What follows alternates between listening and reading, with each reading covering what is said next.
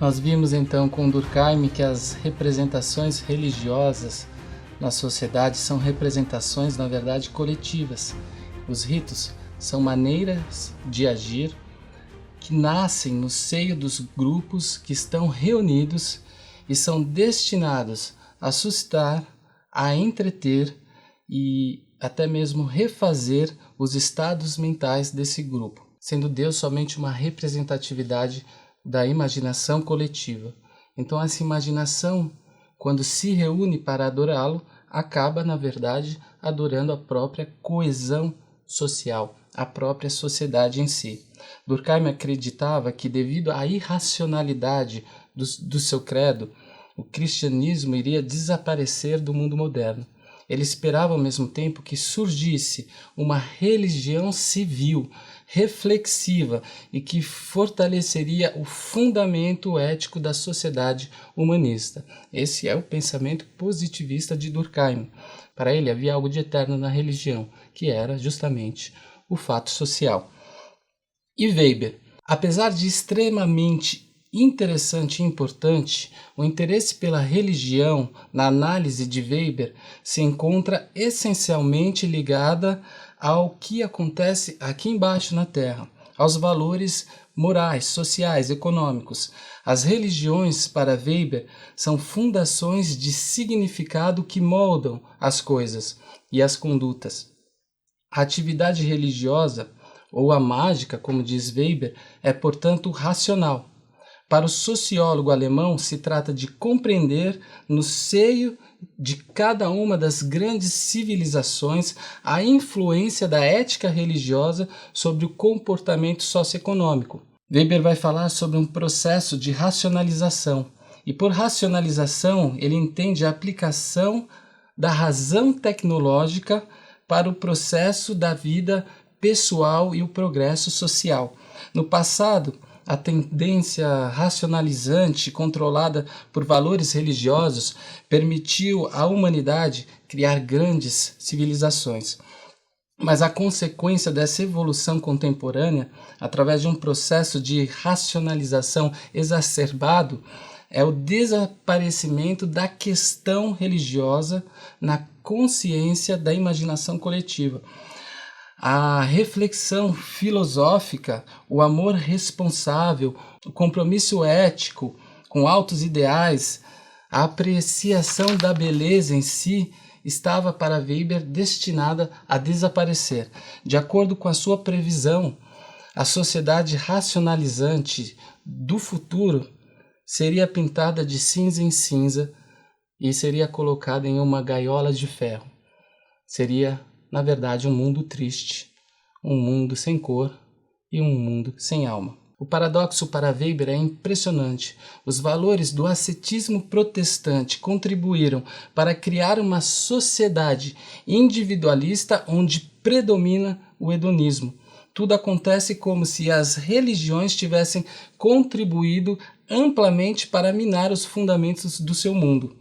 Tudo isso, para Weber, leva a um pessimismo em relação ao futuro da sociedade.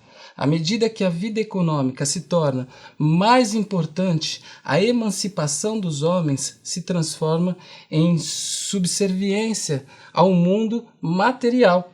E Weber se pergunta, quem então cuidará das questões morais? Tudo isso leva a uma inevitável guerra de deuses. Para Weber, existe um politeísmo econômico dentro do ambiente sociopolítico.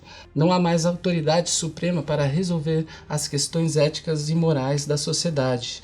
E essa é a razão pelo qual os debates em torno das condutas da sociedade contemporânea são violentos para Weber, porque nossos contemporâneos não conseguem mais discutir valores. A Rádio Transmundial é um veículo de comunicação presente em 80% do planeta e que tem como objetivo levar as boas novas do Evangelho aos que não a conhecem, bem como dar crescimento e maturidade cristã àqueles que desejam servir a Deus de forma integral. Mais informações em www.transmundial.org.br. Transmundial, para todo mundo ouvir. A Faculdade Teológica Batista de São Paulo tem a satisfação de receber você para entrar em sintonia com a nossa ministração bíblica, ministerial e abençoadora, que vai fazer diferença em termos de educação teológica para a nossa vida. Fique em sintonia conosco, aprofundando-se na Palavra de Deus.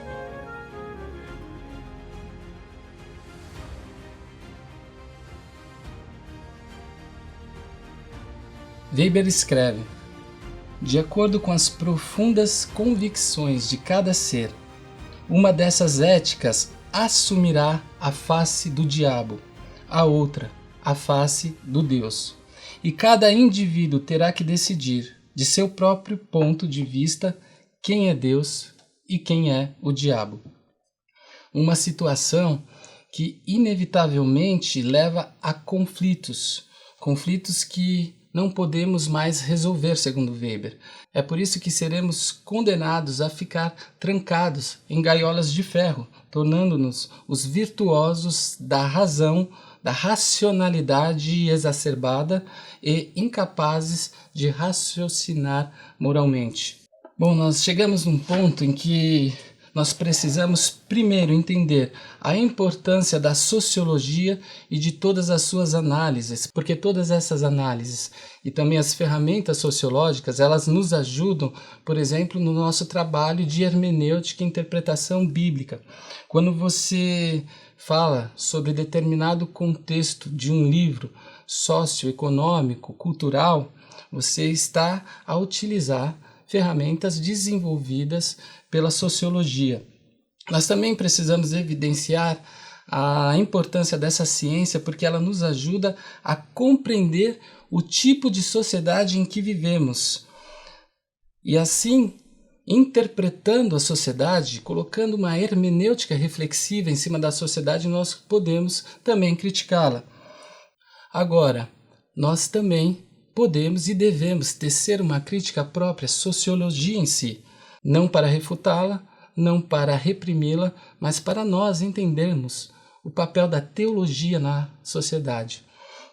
Como pudermos ver, o método científico sociológico, ele é ateu. A sociologia foi construída sem Deus. Por quê? Porque ela não precisa de Deus como uma hipótese fundadora para a garantia do conhecimento. Deus se torna objeto da realidade social e ele está sujeito a um método entregue a uma aparição que o projeta como um objeto em um campo específico dessa disciplina. Dessa maneira, a sociologia ela limita Deus a um campo religioso, tratando-o por vezes como um fenômeno de análise histórico-moral ou como peça fundante de um imaginário coletivo. Assim percebemos que, embora a sociologia não omita essa representação de Deus, ela tem muito pouco a dizer sobre o Deus em si, exceto que ele seria vítima de uma crise que se manifesta pela perda, pela falta, pela ausência de significado associado a um declínio da religião. Em contrapartida, a teologia tem força semântica para produzir uma leitura social interdisciplinar, porque a teologia nos dá Deus em todo o seu esplendor, se podemos assim dizer.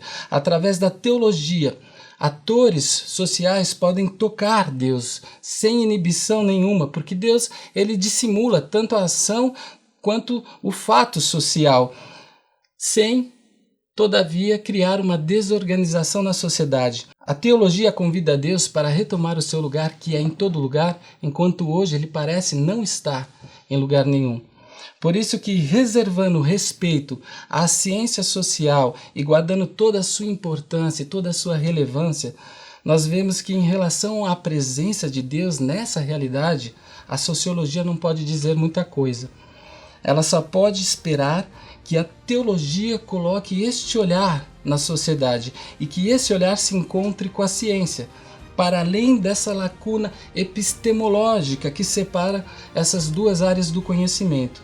Se, no entanto, o lugar do discurso sobre Deus é vazio, na teologia ou na ciência haverá mais silêncio do que o próprio Logos, o Deus encarnado.